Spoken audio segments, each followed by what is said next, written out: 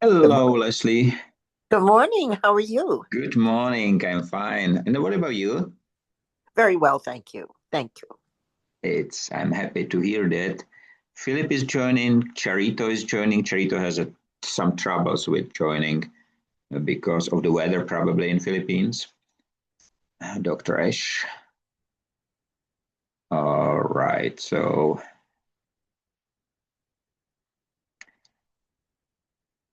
I think we will start and hope that Charito is there already. So let's start.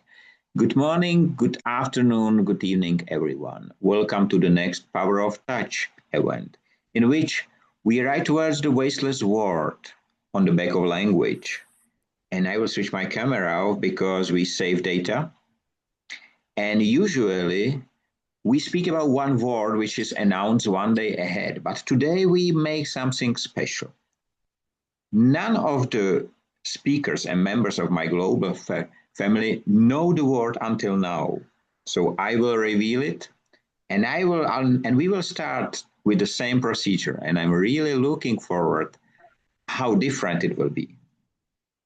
The word of today, the word of today is key. Very simple word. And I will start with you, Leslie. Leslie, what came to your mind when you close your eyes and hear the term key? Well, first of all, good morning. Let me make sure that it's Key. Yes, That you Key, okay? correct. Right. So there's no time for me to run to the internet and look it up and read to you. So I love this format already. Key is what's missing. So when you speak about the key, one of the things I do in the process I use to help people is giving them information, the little bit of information that's missing that adds to everything that they already know. So a lot of times we think we don't know things, but we really do. But we haven't distinguished them. So there's a lot of automatic behaviors that really benefit us, but they're default. So therefore, we can't repeat them. We don't know the process. The key is, for me, is to distinguish what is missing, which is the presence of which would complete the puzzle, complete the process. So, first to distinguish what we're actually doing by default. And then the key is to understand the steps and then what is missing. Thank you and good morning, everyone.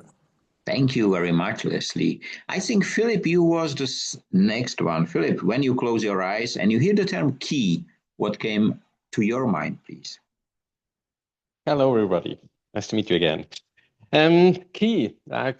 There is a key to open my door, my flat, and the key is also like solutions to solve problems, or to give some other humans a way, to show them a way to go. And yeah, that's about it. And it's really good that we didn't know the term before. It's a good idea, Michael. Thank you.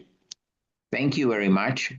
Philip, Dr. Ash, you are the next one. When you close your eyes and you hear the term key, what came first to your mind, please? Hello, everyone. A very important word key, in fact, Michael. Thank you so much. It carries a lot of different meanings, and the meanings can be both literal, or should we say figurative at the same time, making it one of the most versatile words in the English language. Literally speaking, a key is an instrument which is used by us normally to open or close a lock. It symbolizes access, security, and ownership at the same time. From ancient times, keys have represented both power and trust. Only those granted a key were allowed entry into private or important places. Beyond its physical form, a key also holds strong metaphorical meanings. In everyday language, it often stands for something crucial or essential. For instance, we speak of key to success, key points, or key decisions. In these expressions, the word highlights importance and serves as a symbol of understanding or solutions. In music, for example, a key defines the scale that shapes a composition, the tone of it, and the emotion behind it, guiding both harmony and expression. Similarly, in computer technology, into which I am very much interested these days, keys on a keyboard act as tools for communication and creativity, linking human thought with digital expression. Of course, now I'm into voice typing also, so I hardly use the keys, really speaking. Now, in literature and philosophy, the idea of a key often represents knowledge or a revelation, something that unlocks truth or understanding. For example, a key in a story might symbolize discovery, enlightenment, or freedom. And therefore, like to conclude, I'd like to say that the word key bridges the tangible and the abstract, connecting objects, ideas, and emotions. It reminds us that the power to unlock something, whether a door, a mystery, or a goal, often lies within our grasp. In every sense, a key opens many possibilities. Thank you very much, Michael. Thank you very much, Dr. Ash. Tracy, when you close your eyes and you hear the term key, what came first to your mind, please? Thank you, Michael. Hello, everyone. I don't have to close my eyes because I prefer to have my eyes open. Yes, but that's a good suggestion, Michael. And I can concentrate better. Key, when I hear this word, I actually start looking for keys in my house. Yes, I do have some physical, those metal keys, but I don't use them at all. When I come home, I open the garage, use the garage opener, the one is built into my car. And then I look around in my little study to look for keys, and I saw a keyboard, by my computer. I saw the keyboard on the piano, and then I started thinking everything has a key. And I'm a little bit toward to Philip when he was talking about solutions. So I do see solutions, the factor, the thing that opens up the other. For example, the switch on my lamp. When I turn the lamps on, and the little button here and there when I press, it opens up another angle, another venue, another thing. One thing turns to the other, that little switch, the on and off button. Thank you, Michael. Thank you very much, Tracy. Usi, when you close your eyes and you hear the term key, what came first to your mind, please? Thank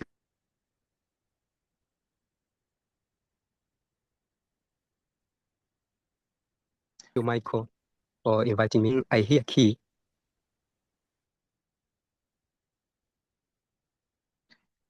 Unfortunately, the connection is no good, To me, Usi. the touch is touch.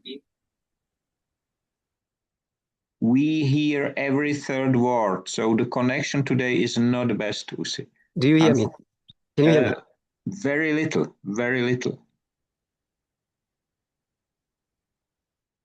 Maybe try to reconnect if it will help.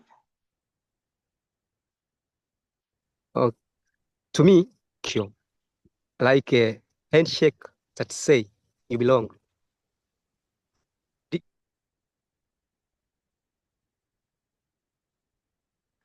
We don't hear you. Can you hear me? No, unfortunately not. Please try to reconnect. I will pick you up after. Okay. Thank you. Shami, when you close your eyes and you hear the term key, what came first to your mind, please? And you have to unmute yourself, Shami. Yes. Thank you, Michael. Have you heard me? Yes, we can hear you. Every key opens something, a door, a mind, or a heart.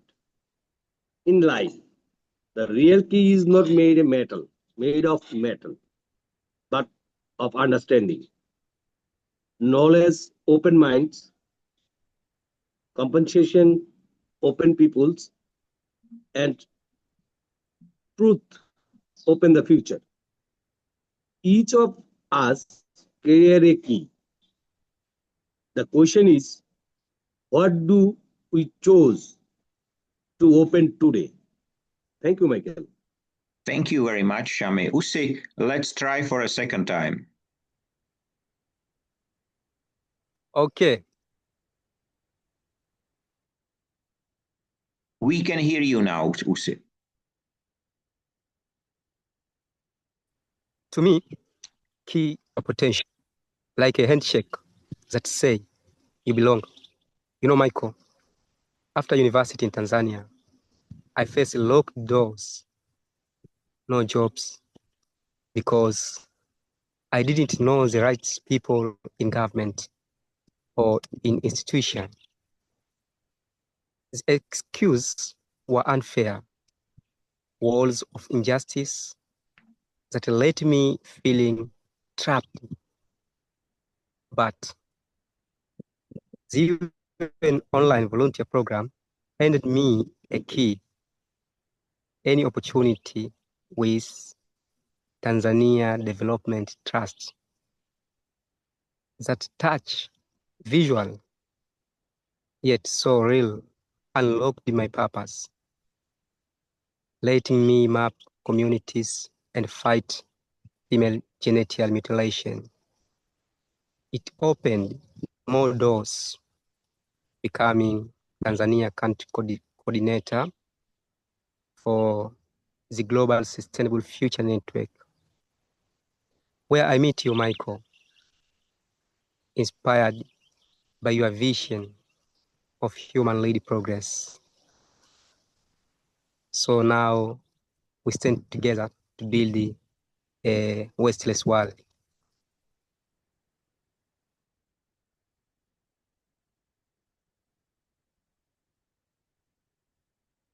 I remember our is a key that touch delivers, ensuring everyone's voice counts. You know, as a conservation catalyst on World Hub, I share lessons from global conservationists, unlocking wildlife protection strategic. Thank you. Thank you very much, Usi. The connection was great, so we can hear you properly. I think that every one of us is a key. And just now I will have the same question for everyone. And the question will be, and I will start with Leslie. Leslie, you are a key. Key to what is my question? I'm a key to, that's a good question. That really is a good question. So what am I a key to? Let's see. By the way, very impressive, Dr. Ash. I should have looked at your profile and I do apologize because you are amazing. Anyway, I am a key to the DNA of manifestation. I know exactly how to implement the transmutation of radiant energy, which is taking thought energy and transmuting it into physical form. I've spent 25 years learning and testing the process. So anyone who wants to know how to turn ideas into physical form consistently, I would be their key. Thank you. That's wonderful. Thank you. Philip, the same question for you. What are you the key for? That's a tough one. I'm the key to love. I'm the key to joy. I'm the key to anger. I'm the key to destruction. I'm the key to meet other people, to teach other people. But at the end of the day, I'm just a human being with all my good things and all my negative thoughts. I think it's important to try to be optimistic, to find solution, to talk to each other. You have to be the key to talk to each other, especially today, because there's so many conflicts around and they don't talk to each other anymore, but they use weapons instead. And this won't help anybody. I think we all should be the key to find solution, to protect our great planet, because it's only one, we don't have another one, so we waste it just too much. So I think we should be the key for solution and not for destruction. Thank you very much, Michael. That's a wonderful answer. Dr. Ash, what are the key to or for? Well, that's a very good question again to a person like me. I think Leslie doesn't know me very well. Tracy knows me very well because she's joined me on many events that I've been holding. Actually, I believe I'm a key to knowledge. Very little people know about me from that angle, so far as my LinkedIn followers are concerned. But I've taught about 25,000 students. I've been all over the world. I've had many executives that I've actually, should I say, ruled over in operations of various projects. And therefore, I've gained a lot of knowledge. Now, let me, for the benefit of everybody else, also mention that knowledge is the understanding and awareness of information that you have gained throughout your learning experience. It forms the foundation of human progress and shapes how individuals and societies grow also at the same time. So, from ancient civilizations to the modern digital age that we're into now, knowledge has guided discoveries, inventions, and social development also at the same time. It empowers people to think critically, solve problems, and make informed decisions. Now, if I may say so, with due respect also to what others might think, I normally read books before I start teaching as a professor, and then I close them. And then I speak through experience combined with, because don't forget, knowledge gained through a book is the author's viewpoint. So you must have your own viewpoint also. And therefore, I believe in practical, theoretical, scientific, and emotional knowledge, all put together. So that is what actually helps us throughout the day and helps us to pass our days in peace. So knowledge is not static as such.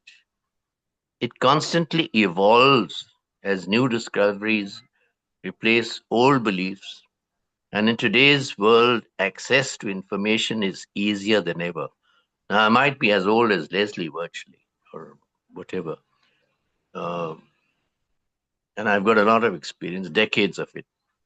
But I am always learning. And I keep telling my students the learning must never stop until you go into your grave. Why? Because I'm into voice typing, I'm into artificial intelligence. I mean, why should you think of growing old? I wouldn't like to even look old, as you all know very well. And I keep myself looking good in my mirror because that's a reflection of myself. And therefore, like, I believe in collecting facts. They're never enough for me, so far as knowledge is concerned. And therefore, I believe that my knowledge is my power. And it gives me that power over my students to be able to be helping them. And I even go on, some of them reach out to me now and again for a job or whatever. And I still believe that it's my responsibility. Responsibility never ends when you have a complete grip of your wisdom through knowledge. And then, of course, it can, like we've talked about peace, Michael, also the same time we have signed an agreement. So it's a question of ongoing progress and equality at the same time. So we must never think about misusing the knowledge that we have or try and taunt somebody else in any way that might harm or create a division. Therefore, the pursuit of knowledge must always be guided by ethics and a desire for the truth. Thank you very much, Michael. Thank you very much, Dr. Ash. Tracy, what you are the key for or to? Thank you, Michael, for asking.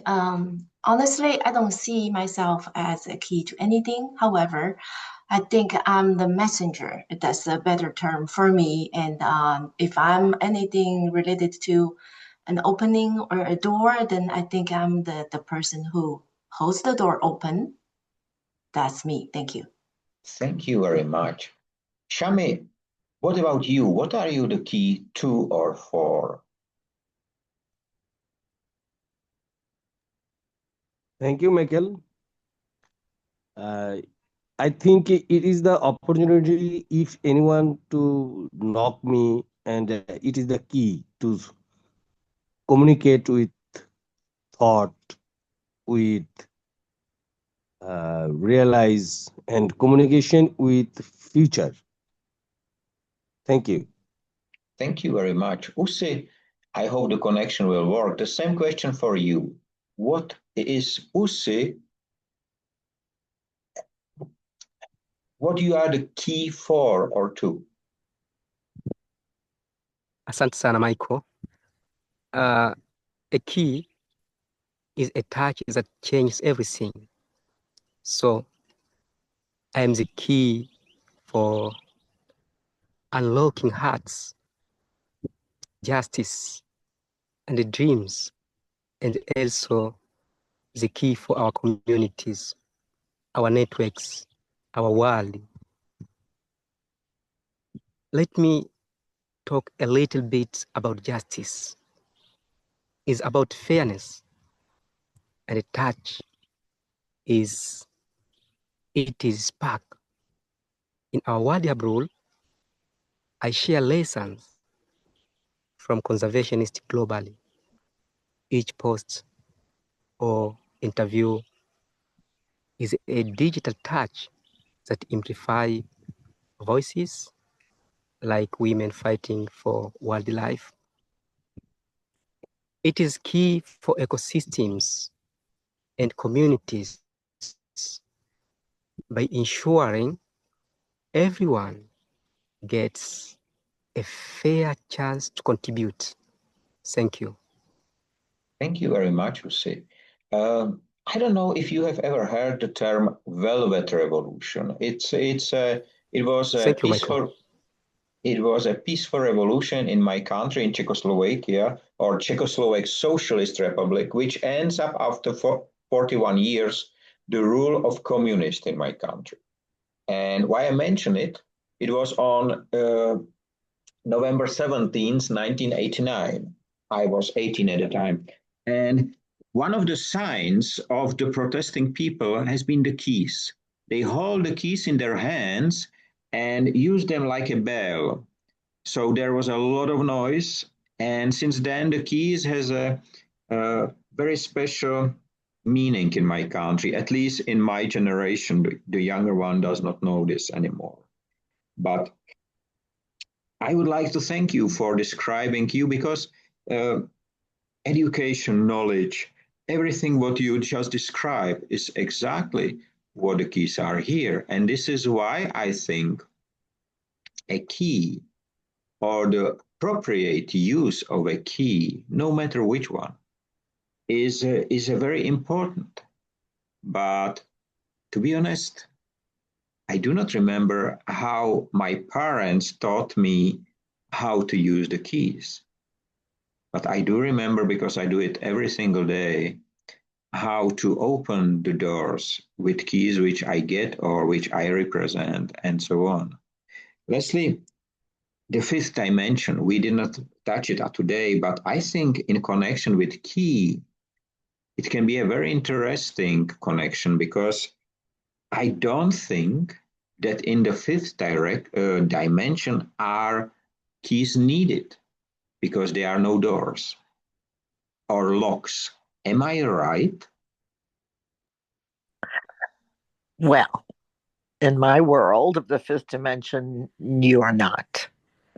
There are keys all over Errata. You have to have negative and positive, but it doesn't mean that for the lessons, right? So even in the fifth dimension, there are challenges that we overcome for the good of all. There's no world that doesn't have both positive and negative to deal with. But why are we doing it? And so, in the world I live in, right, which I've created, and by the way, the next chronicle is underway right now, which takes place 1,200 years before the original story.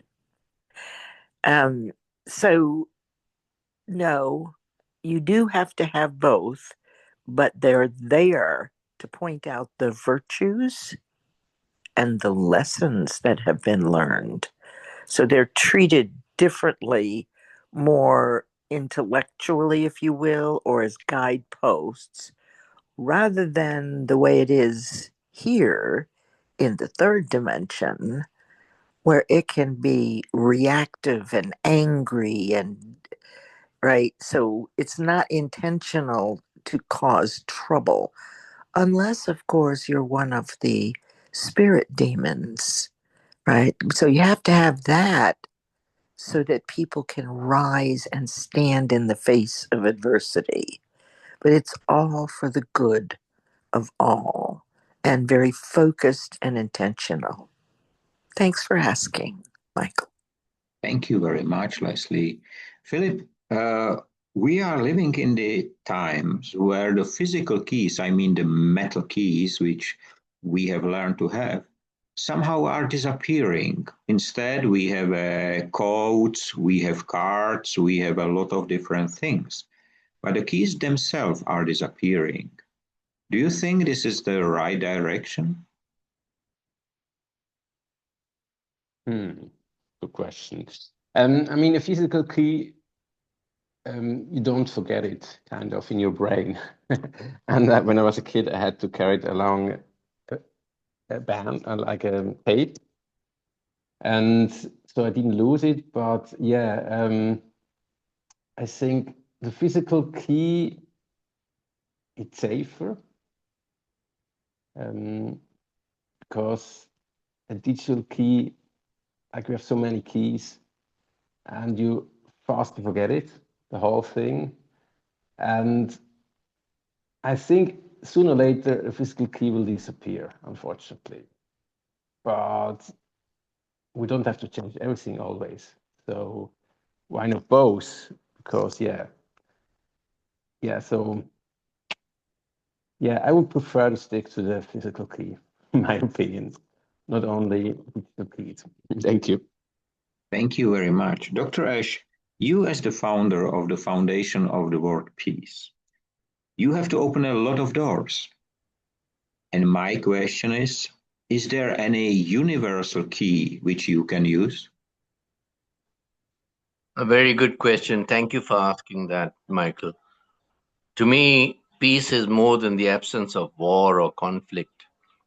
It's a state of harmony. I believe in friendship. There are lots of people in the world today who've become leaders, should I say, sadly, unfortunately. They're part of the rich class or a mafia of their own. And therefore, that balance is not there of mutual respect amongst individuals because of such leadership. And therefore, I feel that the very meaning of peace, where I'm the founder of the Foundation for World Peace, which you and I put together. You're also the co-founder, Michael, with me.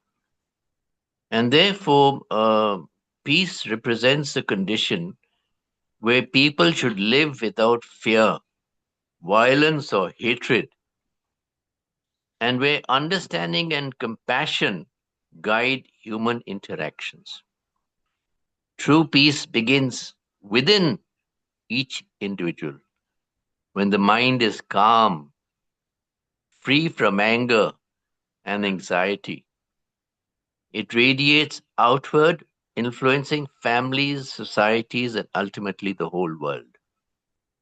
Now, throughout history, humanity has longed for peace, as all of you all do, I'm sure. Yet conflicts and divisions have often stood in our way. Great leaders and thinkers such as Mahatma Gandhi and Martin Luther King Jr. have taught us that peace cannot be achieved through violence but love, justice, and forgiveness. Peace requires tolerance, the ability to accept differences between us, if there are any, which I don't believe there should be, whether it's culture, belief, or even an opinion. If somebody were to treat me in anger, I will still hold out my hand in peace. And therefore it should be deeply embedded in you, so that we all consider ourselves as equal human beings. And when people can have access to education, which is one of the most important things, which lacks in most people these days. Of course, education is a different word, a different subject, which I'd like to go into sometimes in detail. And therefore, it requires justice and opportunity between people also at the same time. And therefore, Michael, you and I were both looking at facing global challenges like war, climate change, inequality. So peace remains the ultimate goal for all of us as humans. It calls for patience, understanding, and a collective effort by each one of us standing here today. And where we have individuals who can choose kindness and empathy over hatred, then of course we'll all together become builders of peace. So I would please ask all of you all to please somehow think about these words very carefully that I've mentioned and be united in our thought and compassion so that all of us can bring about lasting peace in the world somehow. Thank you very much, Michael. Thank you very much, Dr. Ash. Tracy, just to tell to everyone, we have six minutes left. So Tracy, can you imagine keyless word? And what will be the condition that this word will be working properly? Keyless. We are already in this keyless world. We don't really see physical keys, or when we see physical keys, lots of them are for decoration only. They don't really perform as keys or solutions anymore. And I'd like to mention something quickly about a tradition in Oceania, Australia, and New Zealand, and some other Pacific islands. They have this tradition of gifting a young person at the age of 21. That symbolize they have the wisdom, knowledge to life, and that's very symbolic. I think 21 is a good age. Honestly, I think in my time, back in the 80s, it should be in the 80s and 90s, should be 21. Now could be 15 or even 16 because people are just getting smarter. They know better. Thank you, Michael. Thank you very much, Tracy. Usi, I would like to ask you, the question is the key to success money? So you mean key to success? Whether the key to success money. is money, exactly. Okay. Of course. If you need money, first of all, you need to get an opportunity.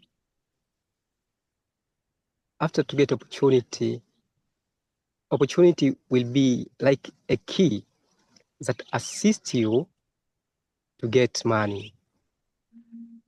Of course, I really appreciate key is a way to success. Is a way of success. Thank you, Michael. Thank you I very hope much. I answered your question. Yeah, you did, I think. Shami, Okay. I let you to the end because you are the man who is in finances, in economy, in duties, and so on. So, and I will ask you the same question. Do you think that the key to success is money?